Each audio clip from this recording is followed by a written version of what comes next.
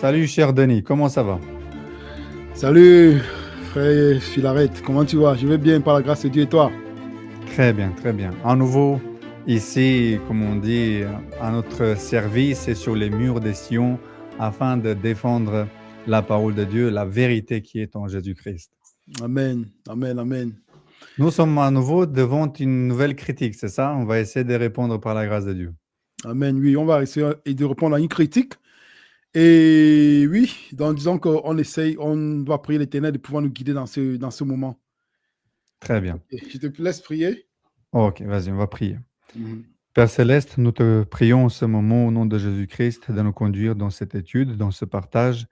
Donne-nous l'intelligence, donne-nous ton Saint-Esprit. Ouvre notre intelligence afin que nous comprenions les paroles, les choses qui sont cachées, qui sont aussi révélées dans les Écritures, et fais que tout ce message soit utile et bénéfique pour tous ceux qui ne connaissent pas la vérité, pour tous ceux qui ne comprennent pas les choses, ou pour tous ceux qui ont été trompés par l'ennemi et à travers ses agents. Je te prie, Seigneur, d'ouvrir l'esprit à chacun d'entre nous et de nous donner le discernement afin que nous venions des ténèbres à la lumière. C'est au nom de Jésus-Christ que nous te prions cela. Guide cette présentation et fais que toute personne soit bénie. Au nom de Jésus. Amen. Amen, amen. Ok, donc on Écoute- va... Écoutons Vas-y. la critique, n'est-ce pas? C'est ça? Oui, oui, on écoute la critique et on va revenir après pour la réponse à la critique. Continuer. Et en plus, notez que l'Éternel dit, celui qui fera un quelconque ouvrage sera puni de mort. Et effectivement, à un moment donné, dans l'Ancienne Alliance, qu'est-ce qu'on voit? Il va y avoir un homme qui va ramasser, écoutez, il va ramasser un morceau de bois le jour du sabbat et il va être puni de mort. Donc, vous vous imaginez, s'il faut réellement faire le vrai sabbat, il ne faut rien faire du tout. Parce que c'est ce que l'Éternel dit, regardez. Verset 15, celui qui fera quelque ouvrage, c'est au singulier, même pas rien, il ne devait rien faire. Le jour du sabbat sera puni de mort, c'est clair. On ne nous dit pas que les enfants d'Israël devaient adorer le jour du sabbat. Non. Voilà la critique. Allons répondre avec les Écritures, n'est-ce pas? Oui, frère. Donc, on va essayer par la grâce de Dieu de voir comment est-ce que l'Éternel va nous guider pendant cette réponse à la critique.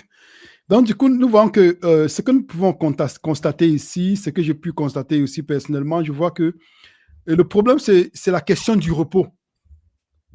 Parce que le plus souvent, les chrétiens sont confus même là-dessus, peut-être même de façon naïve, que ce soit de façon naïve, de façon ignorante. Certaines personnes se disent, OK, non, le commandement dit de ne rien faire du tout. Pourquoi est-ce que vous faites? Du coup, le fait qu'ils voient Jésus faire travailler le jour du sabbat, pour eux, c'est comme une confirmation que le sabbat était aboli parce que le commandement dit, selon eux, il ne faut rien faire du tout. Donc, du coup, nous avons vu par exemple dans cette critique, non, il dit, s'il faudrait vraiment observer le vrai sabbat, vraiment observer le sabbat, il faudrait ne rien faire du tout. Donc, c'est cette cette perplexité-là qu'on va essayer d'élucider par la grâce de Dieu. Donc, que veut dire se reposer? Donc, on va aller ensemble, je vais partager avec vous certains versets bibliques. Nous allons voir que veut dire se reposer. Si nous allons dans la parole de Dieu, dans Genèse chapitre 1, verset 31, frère, si tu peux lire pour nous. Et Dieu vit tout ce qu'il avait fait. Et voici, cela était très bon. Et il y eut un soir et il y eut un matin, le sixième jour. OK. Donc, il a fait des choses. Il vit que tout était bon, était très bon. Il y eut un soir, il y eut un matin, sixième jour. OK. Allons maintenant voir comment est-ce que ça continue le récit. Dans Genèse chapitre 2, lisons ensemble les versets 1 à 3. Et les cieux et la terre furent achevés et tout leur armée. Et Dieu eut achevé au septième jour son œuvre qu'il fit, et il se reposa au septième jour de toute son œuvre qu'il fit. Et Dieu bénit le septième jour et le sanctifia, car en ce jour, il se reposa de toute son œuvre que Dieu créa en la faisant. OK. Donc, nous voyons bien que Dieu a achevé son œuvre. Quelle est l'œuvre qu'il a achevé de faire? Nous avons vu dans Genèse chapitre 1, il y a la création. Donc, il achève de faire une chose et maintenant, il va se reposer de cette œuvre-là qu'il a fait. Il se repose de cette œuvre. Mais la question de se savoir, est-ce que Dieu peut se fatiguer? Non. Dieu ne peut pas se fatiguer. Donc, si Dieu ne peut pas se fatiguer, qu'est-ce que ça veut dire? Qu'il faudrait bien qu'on comprenne la signification du repos dans ce contexte, parce que si nous comprenons que Dieu se reposa et que Dieu ne peut pas se fatiguer, du coup, nous devrions nous poser la question, mais Dieu ne peut pas se fatiguer, Dieu ne peut pas se fatiguer, mais quelle est alors la signification du repos qu'il est en train d'observer? Parce qu'il ne sait pas qu'il est fatigué. Du coup, nous pouvons mieux comprendre ceci en allant dans la parole Dieu de repos. Dieu se reposa. Qu'est-ce que ça veut dire? C'est la parole Shabbat. La parole Shabbat qui veut dire cesser, se désister, se reposer. Nous comprenons bien que Dieu a cessé de faire une chose pour se dédier à autre chose. Parce que Dieu ne se repose, ne peut pas se fatiguer. Donc, nous comprenons déjà que la première parole, déjà, Shabbat, qui veut dire cesser, ça veut dire quoi? Cesser de faire une chose pour certainement continuer et se dédier à faire autre chose. Nous voyons par exemple dans Ésaïe chapitre 41, verset 28, où il est écrit « L'Éternel créateur des bouts de la terre ne se lasse point et ne se fatigue point. » Donc, ceci déjà pour nous doit déjà être quelque chose qui doit attirer notre attention. Mais si Dieu ne se repose pas, dans le sens où je pense qu'il est en train de se reposer de sa fatigue, qu'est-ce qu'il fait en ce temps? Donc, du coup, nous avons aussi un autre exemple, toujours de la parole Shabbat. Si nous pouvons lire ensemble, Néhémie chapitre 6, verset 3, frère. Je leur envoyai des messagers avec cette réponse. J'ai un grand ouvrage à exécuter et je ne puis descendre. Le travail serait interrompu pendant que je les quitterai pour aller vers vous. Le travail serait interrompu. Donc, ça veut dire l'interruption du travail. C'est parce que c'est que, en fait, Dieu, c'est quelqu'un qui est toujours au travail. C'est quelqu'un qui est toujours au travail. Mais quand maintenant il va arrêter de faire ce qu'il a fait, cesser de faire cette œuvre de création, il va se dédier à un autre type d'action. Ce qui va nous aider aussi à comprendre les actions de Jésus-Christ. Nous avons aussi un autre exemple. Quand nous allons dans Exode chapitre 31, pour comprendre toujours la parole repos, que veut dire se reposer, lisons un peu le verset 17, Exode chapitre 31, frère. Ce sera entre moi et les enfants d'Israël un signe qui devra durer à perpétuité. Car en 6 jours, l'Éternel a fait les cieux et la terre, et le 7e jour, il a cessé son œuvre et il se reposait. OK. Nous voyons bien dans la Osterval, dans la version Louis II et Semeur, que il cessa son œuvre. Pourtant, quand nous lisons là-bas dans Genèse chapitre 1, Genèse chapitre 2, nous n'avons pas une vision plus complète. Nous voyons bien que la Bible, c'est un peu ici, un peu là, précepte après précepte, et nous, pour mieux comprendre de façon plus large et plus étendue ce que veut dire le repos. Il a cessé son œuvre et il s'est reposé. Maintenant, la parole reposer, c'est nafash. Nafash, il se repose, c'est un moment de relâche. C'est un moment qui reprend son souffle. C'est comme si il fait un moment de satisfaction. Donc ça veut dire ce moment-là, maintenant, ça veut dire quand on voit se reposer, maintenant se reposer, c'est cesser, se reposer, c'est se rafraîchir, se reposer, c'est se relâcher. Donc, nous comprenons bien que se reposer a un sens encore plus large de ce que nous pensons que se reposer, je reste sur mon fauteuil, je regarde la télé, et puis c'est tant que je suis en train de faire le sabbat. Bon, je suis en train de reposer. Non, c'est tout autre chose. Donc, si nous allons encore dans Exode chapitre 31, que nous lisons dans la Dabi, le même verset que nous avons lu, et dans la King James, voici ce qui est dit. C'est un signe entre moi et les fils d'Israël à toujours, car en 6 jours l'Éternel a fait les cieux et la terre, et le 7e jour il s'est reposé et a été rafraîchi. Il a été rafraîchi. Donc, ça veut Rafraîchi. dire, il a été rafraîchi. Ok, donc ça veut dire, on comprend encore un autre sens encore plus large de la parole se reposer. Lisons un peu le commandement. Exode chapitre 20, verset 11. Car en 6 jours, l'Éternel a fait les cieux, et la terre et la mer et tout ce qui est contenu. Et il se reposait le 7e jour. C'est pourquoi l'Éternel a béni le jour du repos et l'a sanctifié. Mhm. Nous voyons ici que c'est le récit de la création. Nous sommes en train de chercher à comprendre vraiment que veut dire se reposer. Est-ce que c'est resté seulement, comme par exemple, il y a certains juifs qui sont orthodoxes, qui ne tirent même pas la chasse, qui n'allument pas la lumière. Est-ce que c'est se reposer? Est-ce que c'est ça le sens de se reposer? Donc, Non. quand on va dans la parole qui est en hébreu, Noir. noir, Noir. se reposer, s'établir, se rester, avoir du repos, être tranquille, donner à côté du repos, obtenir du repos, poser à terre, déposer, mettre. Donc, nous voyons que ceci nous donne toujours une vision plus complète de repos. Et nous avons la même signification dans 1 Chronique chapitre 22, verset 9. David appela, jusqu'au verset 9, je lis, c'est ça. Oui, tu vas lire du verset 6 au verset 9. David appela Salomon, son fils, et lui ordonna de bâtir une maison à l'Éternel, le Dieu d'Israël. David dit à Salomon, voici, il te naîtra un fils qui sera un homme de repos, et à qui je donnerai du repos en le délivrant de tous ses ennemis d'alentour. Car Salomon sera son nom, et je ferai venir sur Israël la paix et la tranquillité pendant sa vie. Amen. Il lui donnera du repos. Nous voyons même que la parole est toujours utilisée la même ici. Maintenant, c'est dans le sens où il donne du repos de ses ennemis, de tous les combats, de tout. Et nous savons bien l'histoire du peuple d'Israël. Ok. On va lire un autre contexte encore, toujours de la parole de repos, pour voir que repos ne se limite pas seulement à ce qu'on pense dans notre esprit, que Dieu est resté ferme. Allons dans Esther chapitre 9, lisons le verset 17. Disons juste le verset 17 et 18. Ok. Ces choses arrivèrent le 13e jour du mois d'Adar. Les Juifs se reposèrent le 14e et ils en firent un jour de festin et de joie. Ceux qui se trouvaient à Suse s'étant rassemblés le 13e jour et le 14e jour, se reposèrent le 15e et ils en firent un jour de festin et de joie.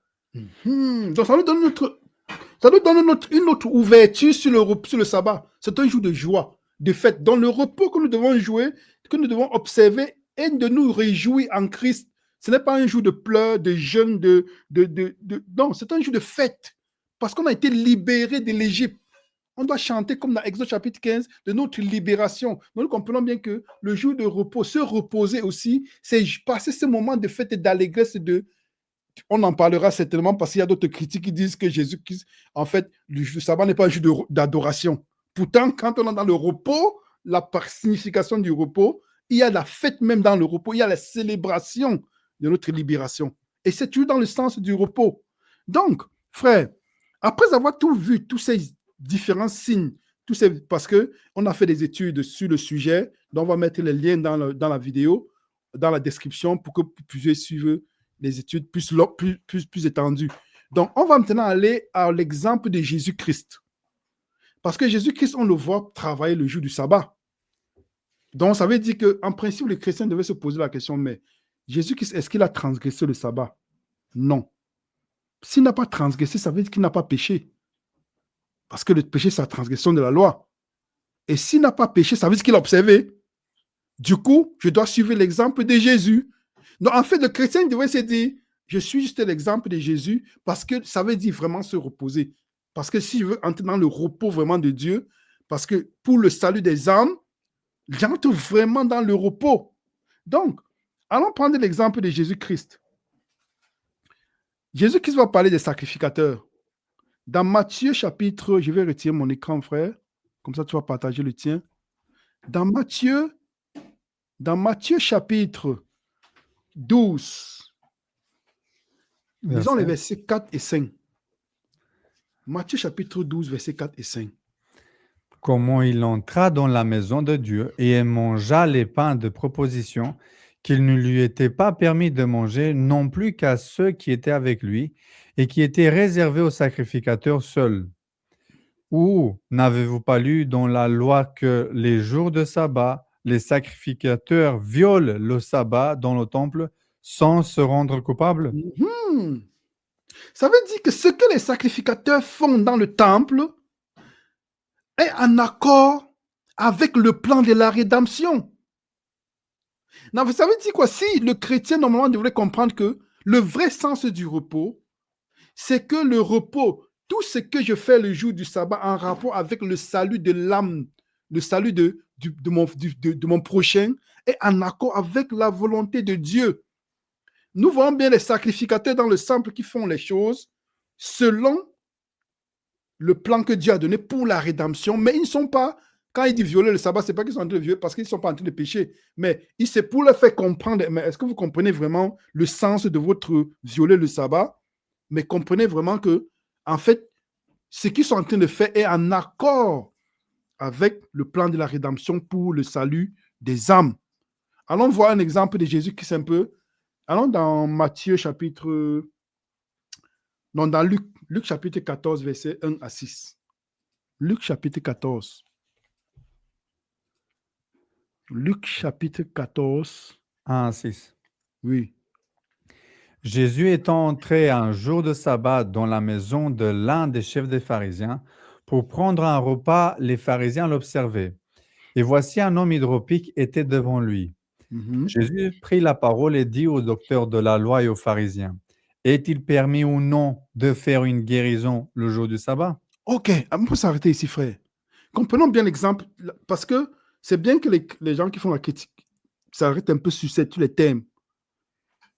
Comprenons bien la question de Jésus. En fait, il est en train de donner le vrai sens du repos. Est-ce que tu veux comprendre ce que veut dire se reposer? Ok, voici ce que veut dire se reposer. Est-il permis ou non de faire une guérison le jour du sabbat? Dans d'autres circonstances, il va dire, est-il permis de faire du bien le jour du sabbat? Donc, ça veut dire que le chrétien devrait dire, se reposer, en fait, c'est entrer dans la mentalité de Jésus-Christ pour le salut des âmes et être en communion avec lui, être restauré mentalement, physiquement et spirituellement. Donc, nous comprenons bien que, parce que dans la critique du détracteur, en fait, il faut faire comprendre que non, en fait, si on doit vraiment observer vraiment le sabbat comme il se doit, on ne peut pas. Pourquoi? Parce que les Juifs ne l'ont pas fait, non. Et ça, c'était l'abus. C'était ce qu'ils ont fait, c'était pas ce qui était en accord avec la parole de Dieu. Mais Jésus-Christ vient montrer l'exemple comment observer le sabbat. Allons, prenons notre exemple, frère. Lisons jusqu'au verset 5. Ils gardèrent le silence, alors Jésus avança la main sur cet homme, le guérit et le renvoya. Puis il leur dit, lequel de vous, si son fils ou son bœuf tombe dans un puits, ne l'en retirera pas aussitôt le jour du sabbat? Et ils ne Donc, purent rien répondre à cela. ok, ça veut dire Jésus qui se veut mettre en exergue un sentiment, une façon d'agir de ses détracteurs. Il dit, en fait, vous êtes capable de sauver un animal qui tombe dans un fossé que de sauver l'homme qui est vraiment au centre de tout. Parce qu'il va bien dire, dans Marc chapitre 2, verset 27, le sabbat a été fait pour l'homme. Donc, ça veut dire, le sabbat, en fait, a été fait pour l'homme. Tout ce qui est en rapport avec le salut de l'homme est déjà en accord avec la volonté de Dieu. Mais vous faites un autre sabbat, vous avez établi un autre sabbat, selon vous, un sabbat humain, comme ce sera établi à la fin des temps, et vous êtes en train de me dire que j'ai transgressé le sabbat, alors qu'en fait, c'est votre sabbat, un faux sabbat, que j'ai transgressé, mais pas le sabbat de Dieu. Donc, nous voyons bien que, avec l'exemple de Jésus, que nous allons prendre un autre exemple, dans Jean chapitre 5. Jean chapitre 5. Verset. Lisons les versets 8 à 10. Lève-toi, lui dit Jésus, prends ton lit et marche. Aussitôt cet homme fut guéri et il prit son lit et marcha. C'était un jour de sabbat. Les Juifs dirent donc à celui qui avait été guéri, c'est le sabbat. Il ne t'est pas permis d'emporter ton lit. Mhm. Il n'est pas permis d'emporter ton lit, mais ça, c'est selon leur tradition. Et nous avons aussi l'exemple de Jésus-Christ, non? Dans Luc chapitre 12. Allons un peu dans Luc chapitre 12. Dans Luc chapitre 12, Verset. visant les premiers versets. Luc chapitre 12, à partir du verset, on va lire, non? Mhm. Sur ces entrefaites, les gens s'étant rassemblés par milliers, au point de se fouler les uns les autres, Jésus se mit à dire à ses disciples, avant tout, gardez-vous du levain des pharisiens qui est l'hypocrisie. Il n'y a rien de caché qui ne doive être découvert, ni de secret qui ne doivent être connus. C'est pourquoi tout ce que vous aurez dit dans les ténèbres sera entendu dans la lumière, et ce que vous aurez dit à l'oreille dans les chambres sera prêché sur les toits. Je vous dis, à vous qui êtes mes amis, ne craignez pas ceux qui tuent le corps et qui après cela ne peuvent rien faire de plus. Je vous montrerai qui vous devez craindre. Craignez celui qui, après avoir tué, a le pouvoir de jeter dans la gaine. Oui, je vous le dis, c'est lui que vous devez craindre. Ok. Donc, lisez bien, méfiez-vous du levain des pharisiens. Parce que le levain des pharisiens, leur enseignement est taché des choses qui ne sont pas de la tradition des hommes. Ils avaient mis beaucoup de lois, de choses pour rendre le sabbat pesant, qui, selon eux, ils le faisaient pour ne pas transgresser le sabbat. Pourquoi? Parce que quand nous allons dans Néhémie, quand nous lisons Néhémie chapitre 13, nous nous rendons compte comment est-ce que Néhémie dit aux anciens et aux autres, à son peuple, il dit, mais pourquoi est-ce que vous voulez commettre les mêmes erreurs qu'ont commis nos pères? Eux qui ont transgressé les sabbats et ont été portés en captivité à Babylone, donc eux maintenant, ceux-ci, pour rester et ne pas transgresser le sabbat selon eux, ils ont chargé le sabbat afin que la nation ne puisse pas être détruite comme au temps par Nabuchodonosor. Vas-y, frère. Juste en harmonie avec ce sabbat, sauf qu'ici, il n'est pas parlé du sabbat, mais Jésus-Christ parle du 5e commandement qui est aussi dans la loi de Dieu et qu'eux, ils transgressaient. Sauf qu'ils ont mis d'autres choses plus importantes. Regardez ici. Et les pharisiens et les scribes lui demandèrent, pourquoi tes disciples ne suivent-ils pas la tradition des anciens, mais prennent-ils leur repas avec des mains impures?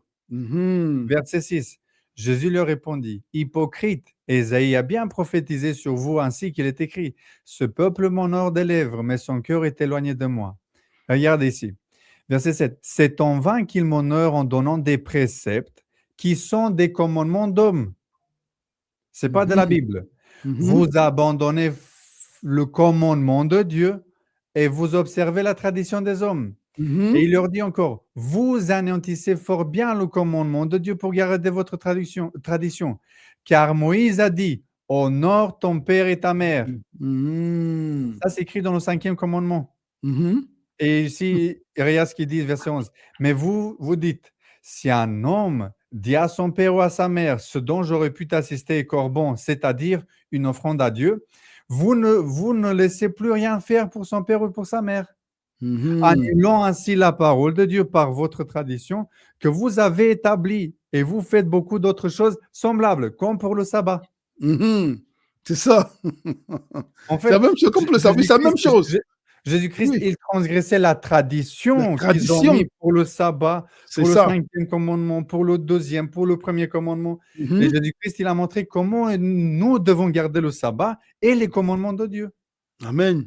Amen, amen. C'est ça. Donc Jésus qui était accusé de la transition d'un faux sabbat. De même qu'à la fin, l'ennemi va faire un faux sabbat et il va accuser les gens qui observent le vrai sabbat de transgresser le faux sabbat. Donc, et nous voyons même un autre exemple dans Matthieu chapitre 12. Dans Matthieu chapitre 12. Lisons ensemble les versets 1 à 2. En ce temps-là, Jésus traversa des champs de blé un jour de sabbat. Ses disciples qui avaient faim se mirent à arracher des épis et à manger. Les pharisiens, voyant cela, lui dirent, « Voici, tes disciples font ce qu'il n'est pas permis de faire pendant le sabbat. » En principe, la loi de Dieu ne disait pas ça.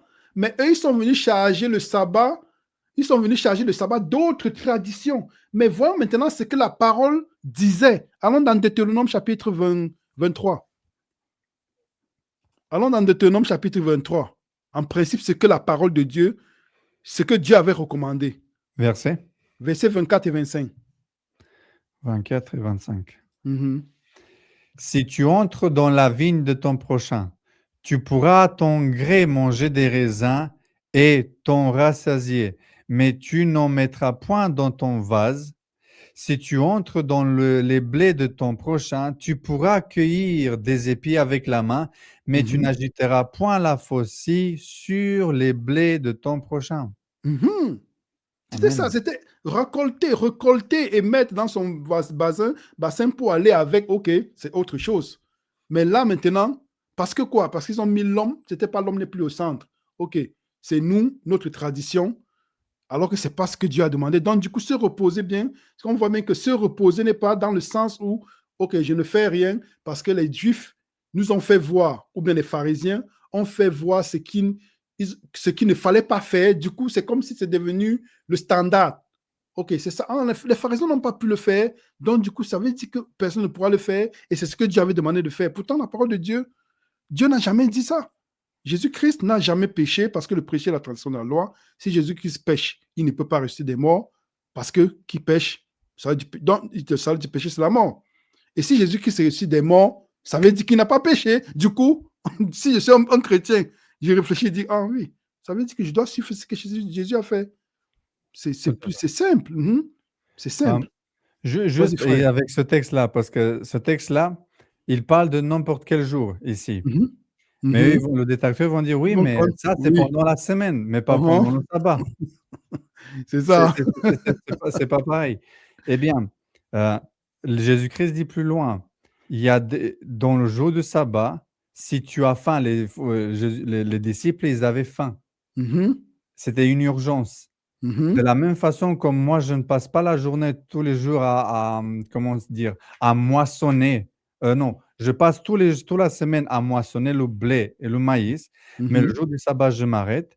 Mais le fait de cueillir quelque chose à la main pour manger parce que j'ai faim et j'ai pas eu de quoi manger parce que j'étais engagé dans l'œuvre du Seigneur comme les disciples étaient engagés, Mhm. c'est une chose urgente et critique. Ce n'était pas une habitude, Oui, c'était oui. juste une exception. Mhm. Et c'est pour cela que Jésus-Christ dit plus loin, ce que je prends, c'est plaisir, c'est à la miséricorde. Mhm. Et si vous aurez de Mhm. la miséricorde, vous n'aurez pas condamné des innocents. Comme Mhm. David, il est allé dans le temple et il a mangé le pain des propositions qui Une était donné proposition au au sacerdoce, sacrificateur. au Oui, prêtre. oui. Au prêtre. Oui, Mais oui. parce que David et ses hommes mouraient de faim, ils étaient affamés, bah, plus que ça, pour subvenir le besoin euh, pour subvenir aux besoins d'un être humain que Dieu est mort pour lui et Lui. qui a donné Mhm. sa vie pour lui, ça vaut plus que toutes ces règles qui sont à respecter Mhm. jusqu'à un moment où il y a une exception. Mhm. Ici, C'est ça. l'exception, c'était qu'ils ont cueilli juste pour manger. Pour manger, Parce qu'ils oui. avaient faim, ils n'ont pas de quoi Mhm. manger, ils n'ont pas commencé à moissonner. Mais eux, ils Voilà. étaient tellement radicaux que même un petit peu, aïe, c'est interdit de faire ça. Mhm. Mhm. Et La puis, moisson, ça aurait été s'ils auraient pris la faucille, s'ils auraient voilà. pris un sac pour mettre tout ça. Ça, c'est le Mhm. principe que tu as Mhm. cité ici. Oui, Mais ils oui. n'ont pas fait ça, ils ont juste pris à la main. Du coup, Mhm. ils ont ni volé, parce qu'avoir pris avec de la faucille et dans un sac, ça s'appelle voler déjà. Oui, Tu te oui, m'occupes effectivement. juste pour ton besoin, ça s'appelle du vol. Mhm. Mais ce n'était pas le cas des disciples. Voilà, juste pour Mhm. expliquer ça, parce que Amen. les Amen. Amen. gens, il faut expliquer tout, quoi. Oui, oui. Amen. Amen. Donc, on voit bien clairement que Jésus-Christ, et puis, on voit même bien que, comme tu dis là, c'était quelque chose de ponctuel et quelque chose de gens. C'est pas qu'ils sont restés peut-être vendredi soir, ils ont dit, bon, demain, on aura faim, du coup, on va aller dans les champs. Parce que là, c'est à préméditer. Tu vois? Voilà. Voilà, c'est prémédité. Tu dis, tu peux faire quelque chose aujourd'hui. Le vendredi, tu ne le fais pas. Tu te dis, de toutes les façons, samedi, si j'ai faim, je vais le faire. Non, Dieu va te dire non. Je t'ai dit de le préparer avant. Tout à fait. Oui. Faites bouillir ce que vous avez fait bouillir et faites cuire ce que vous avez fait cuire le Ah, sixième jour, le le jour de sixième la jour. préparation. Amen, amen. Juste regardez ici, quand les femmes, j'aime bien qu'on lise ça. Est-ce que ça ne dérange pas qu'on lise Vas-y, juste un vas-y. texte? Vas-y, vas-y. Si je me rappelle bien, c'est Luc vers chapitre 24, hein. Mhm. Luc 24. C'est Luc 24 ou 23? 23. 23, 23. c'est 23. 23, Oui, oui, les femmes. 52. Oui, oui, qu'elles ont tué selon le salut, selon le Voilà. commandement. 25 à 53 à 56. Regardez ici. Il le descendit de la croix, l'enveloppa d'un linceul et le déposa dans un sépulcre taillé dans le roc où personne n'avait encore été mis. Mhm. C'était le jour de la préparation et le sabbat allait commencer. Ça veut dire le 6e jour et le sabbat devait commencer.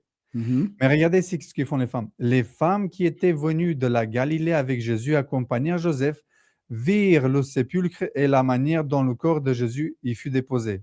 Mhm. Et s'en étant retournées, elles préparèrent des aromates et des parfums. Puis elles se reposèrent le jour du sabbat selon la loi. Mhm. Les aromates qu'ils devaient oindre Jésus-Christ, elles auraient dû faire cela pour Pour oindre la Jésus-Christ, préparation. Mhm. mais parce que le sabbat allait commencer, elles Mhm. ont dit, nous avons à attendre le jour du sabbat qui passe, ce dimanche, le premier jour de la Mhm. semaine, on va Mhm. faire ça. C'est pour ça qu'ils ont été venus le dimanche matin. Mhm. Sinon, ils auraient venu le sabbat. Pourquoi ils ne sont pas venus le sabbat au cimetière Mhm. pour le oindre? Ou C'est pourquoi ils n'ont clair. pas resté jusqu'au le soir pour oindre? Mhm. Parce Puis, qu'ils ont dit, c'est pas une chose urgente. Le corps peut Mhm. attendre jusqu'à dimanche, il n'y a pas de Mhm. souci. C'est pas une urgence. Mhm. C'est aussi simple que ça. C'est simple, c'est simple, c'est simple. Donc, si Jésus-Christ a vécu comme il a vécu, ce qu'on pourrait même demander aux frères, à tous les détracteurs, tous les frères, même d'autres dénominations et tout, c'est de suivre juste l'exemple de Jésus. Bon, c'est pas de se rebeller contre, dire, OK, regardons à Jésus, faisons comme Jésus a fait. Amen. C'est simple. Du coup, Jésus-Christ lui-même va dire, dans Jean 14, verset 30, ça c'est mon dernier verset, Jean 14, verset 30. Je ne parlerai plus guère avec vous, car le prince du monde vient et il n'a rien en moi. Mhm. Ça veut dire Jésus-Christ n'a rien de l'ennemi, il n'y a rien. Ça veut dire que Jésus-Christ n'a pas péché. Du coup, s'il n'a pas péché, ça veut dire qu'il a observé le sabbat. Et s'il a observé le sabbat, suivons son exemple. C'est simple. Et comment est-ce qu'il a observé le sabbat? Faisons comme lui. C'est simple. Donc, il n'y a pas de... Parce qu'il y a des gens qui disent, oh, c'est seulement Jésus que nous suivons. Nous suivons seulement Jésus. Bon, mais suivez alors Jésus en tout. Maintenant, quand Amen. on arrive sur la question du sabbat, non, on prend les excuses. Voilà. Les excuses, oui, c'est ça. C'est ça qui est triste. On choisit ce Oui, qui nous convient. c'est ça, Et c'est ce qui ça. ne nous convient pas.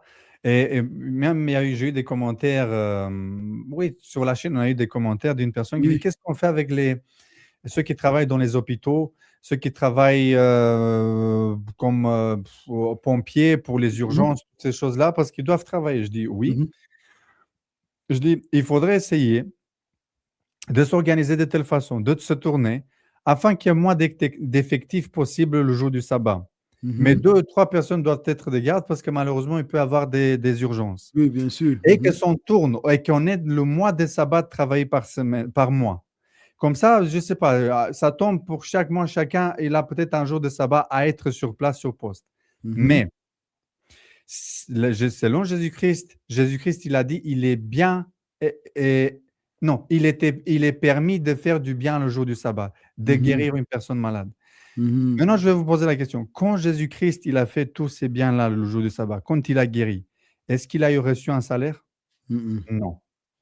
Alors, mes amis, si votre motivation de travailler le jour du sabbat, et vous vous dites qu'il y a comme une excuse que moi, je suis au médecin, je suis dans les soins et mhm, comme pompier et toutes ces choses-là, OK, organisez-vous pour être le mois à ce travail si c'est possible, faire le mois d'activité, tout ce qui n'est pas urgent et nécessaire le jour même. Parce que je peux vous dire qu'il y a des jours fériés en France que tout le monde, il y a moins d'effectifs dans les hôpitaux, il y a moins mhm. d'effectifs, et bien que c'est possible là. Oui, c'est Et possible. Ouais, pour le ouais. jour du sabbat, ce n'est pas possible. Et Mhm, une autre chose, l'argent que tu reçois le jour du sabbat, le salaire que tu reçois, tu le donnes tout à Dieu. Tout mhm, cet argent-là que tu reçois, 100 euros par jour, 50 euros par jour, ou 500 euros par jour, mhm, peu importe, tout cet argent-là que tu as reçu, tu le donnes au Seigneur, mhm, à l'Église de Dieu, aux serviteurs de Dieu. mhm, Et Parce que si tu reçois un salaire, ce n'est plus un bien. Ça Ouais, c'est ça. s'appelle un travail pour C'est ça. subvenir et pour payer ton pain de tous les jours. C'est pour ça que Dieu dit, tu ne feras aucun ouvrage. Ouvrage, c'est dans le sens pas de ne pas bouger les bras. Oui, Ouvrage, c'est de faire une activité qui à t'apporte but lucratif. des bénéfices matériels. Mhm. Quand je sauve une vie, ça ne m'apporte pas des bénéfices matériels. Mhm. D'accord? C'est ça. Et quand je donne, par exemple, je vais acheter un sandwich à quelqu'un qui est dans la rue, qui n'a pas de quoi manger, je ne m'achète pas un bénéfice matériel pour moi. Mhm. Certains diront, oui, mais on mange des graines pour se nourrir. Ça, c'est un exemple, c'est un cas exceptionnel qui est normal, qui doit savoir combien de temps ils n'ont pas mangé les disciples, ils ont juste pris ça. Mhm. Mais j'espère que vous êtes assez intelligent pour ne pas prendre les exceptions et faire d'elle une norme, et de Mhm. la norme faire une exception. Mhm. Soyons cohérents. Et Mhm. Dieu dit, il est permis de faire du bien. Si tu veux faire un bien le jour du sabbat, ne reçois pas de salaire. Tout ce Mhm. salaire-là que tu le reçois, donne-le au Seigneur. Et à voir combien d'entre vous sont si sincères de garder votre travail pour travailler le samedi. Mhm. Parce que parfois, on est malhonnête, malheureusement. On est malhonnête Mhm. et je connais des personnes qui ont été comme ça. Ils m'ont posé ces questions-là et ils ont commencé à réfléchir mieux. Ouais. Non. Pour le Seigneur, vaut mieux, même s'il faut perdre le travail, je le perds. Et mes amis, si tout le monde obéirait le sabbat, je vais vous dire qu'il n'y aura aucun incendie, aucun accident, aucun malade qui va tomber et qu'il n'y aura besoin d'aucune urgence le jour du sabbat. Dieu s'en Amen. pourvoira de cela. Si tout le monde obéirait, parce que les gens disent, mais qu'est-ce qu'on fait si tout le monde garde le sabbat? Mhm. Je vous dis, ce sera le paradis sur terre. Amen. C'est aussi simple que ça. Parce que l'observance du sabbat, pas comme les pharisiens le faisaient, ce n'est pas l'observance. C'est pas Les l'observance pharisiens du sabbat. n'observaient pas le sabbat. Non, non. L'observance du sabbat est un signe, le sceau de Dieu sur toi, qu'il y a eu une sanctification pendant toute la semaine, que tu as Mhm. vécu une harmonie selon la loi de Dieu, la loi de l'amour de Dieu. Et lorsque tu observes le sabbat en esprit et en vérité, comme Jésus-Christ le faisait, Dieu te bénira, Dieu protégera. Amen. Et il y aura, s'il y aurait une société où tout le monde observe le sabbat le 7e jour, je veux voir ça. Mais n'appliquez pas des choses qui, malheureusement, sur cette terre-là, n'aura pas lieu. Mhm. Ces exceptions-là, pour des excuses de ne pas observer le sabbat parce que tu Tout. aurais des pompiers, toutes sortes de raisonnements. Non. Mhm. Soyez honnêtes avec vous et avec Dieu. Amen. Amen. Amen. Amen. OK. Donc, on va dire à la prochaine critique. À la prochaine. frère. Soyez Ok. bénis. Au revoir. Et Au revoir. partagez et abonnez-vous. N'oubliez pas. Amen.